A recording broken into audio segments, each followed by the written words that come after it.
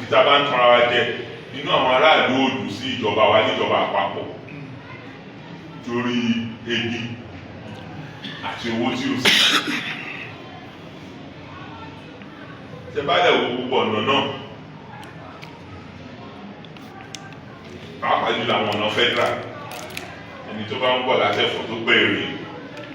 ó mọ̀ nǹkan tó jù àárín ẹni tó bá ń bọ̀ látòmù tó gba Ìlàṣà wá sáyé dùn tó ń bọ̀ ní Ọ̀yẹ́ á mọ̀ nǹkan tó jù ẹ̀rí. nígbà tá a ṣe ọ̀nà tí bá ọ̀ṣẹ́ parí ẹ̀fẹ́ náà tó 18-20 billion sọ́nà yìí ìjọba àpapọ̀ ní wọn rán wá iṣẹ́ wọn lè dá owó yẹn padà ṣé tí wọ́n bá dá padà ṣèbí gómìnà ìbátúlọ ní ó dá ọgbọ́n tó fi ṣe ọ̀nà phase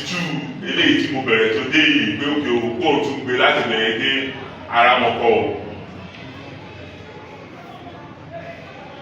bọ̀ ìjọba àpapọ̀ ní ọ̀nà àwọn ní ẹfílẹ̀ àwọn aráàlú tó dẹ̀ rìn lórí ọ̀nà náà